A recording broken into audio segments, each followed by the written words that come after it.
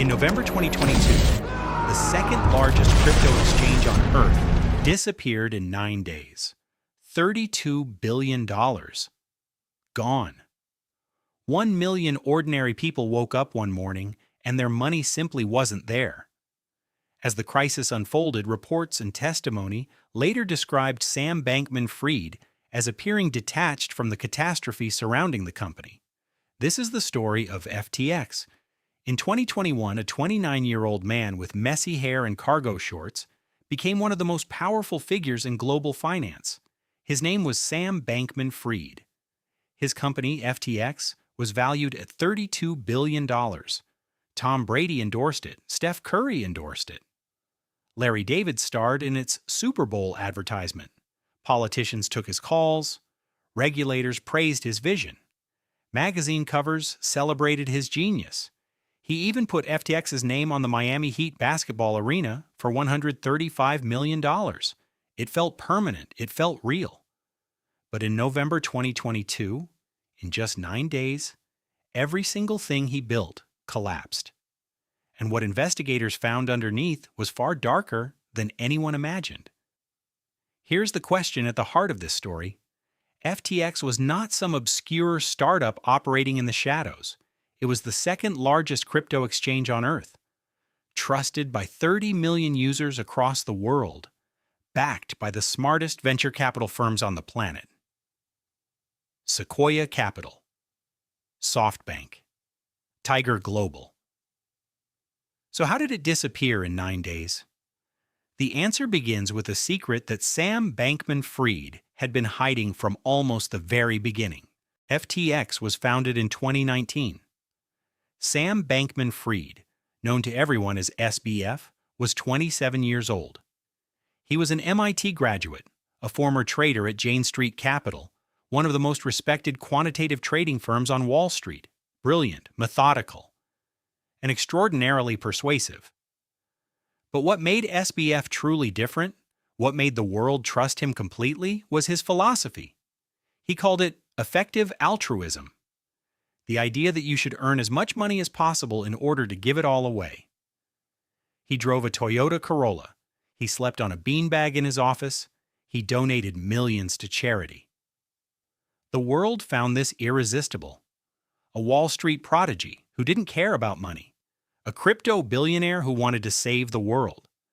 And FTX grew at a speed that seemed impossible. 2019, a startup. 2020, processing billions in daily trades. 2021, valued at $32 billion, the second largest crypto exchange on Earth. But underneath the surface, something was very, very wrong. Hidden behind FTX was a second company, a shadow company, called Alameda Research, also owned and controlled by Sam Bankman-Fried. On the surface, Alameda was a trading firm, making bets on crypto markets. But what was actually happening was something far more sinister. Alameda was secretly borrowing customer funds from FTX to place those bets. Your deposits, real people's money, being quietly moved through a back door into a high-risk gambling operation on the other side of the wall. Without anyone's knowledge, without anyone's consent. Think about that carefully. When you deposited money into FTX, you were told it was safe, protected, untouched. Every single word was a lie. And here is the mechanism that made it all possible. FTX had created its own crypto token called FTT. Their own digital currency, backed by nothing except FTX's own reputation. Alameda's entire financial foundation, billions of dollars, was built on this token. In other words, the collateral holding up the entire empire was money they had simply printed themselves. It was like a bank backing your savings account with monopoly money. As long as nobody looked too closely, the illusion held. But someone was about to look. On November 2nd, 2022, a financial publication called CoinDesk published a leaked document, Alameda Research's balance sheet. And what it showed stopped the crypto world cold. Alameda held the vast majority of its assets in FTT tokens, FTX's own invented currency. The entire financial foundation of both companies was circular, neither backed by anything real. The CEO of Binance, known as CZ, read the report and made a single announcement. He was selling all of Binance's FTT holdings immediately. That was the moment everything changed. Within hours, panic spread across the internet. FTX users rushed to withdraw their funds. $6 billion in withdrawal requests flooded in within 72 hours. FTX froze. The system couldn't process the requests because the money wasn't there.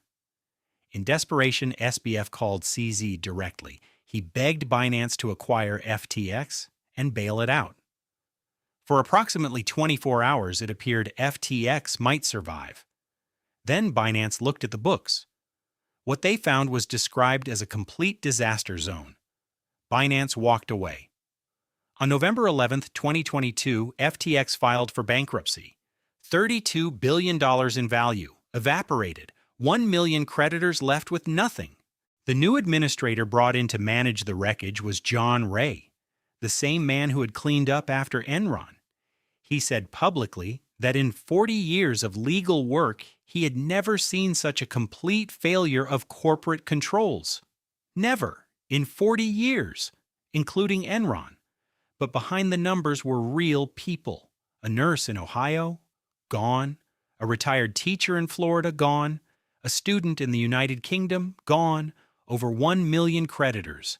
And while they were losing everything, Sam Bankman-Fried was giving interviews and apologizing publicly. He was arrested in the Bahamas on December 12, 2022. In November 2023, a jury found him guilty on all 7 counts: wire fraud, securities fraud, money laundering, conspiracy. In March 2024, he was sentenced to 25 years in federal prison.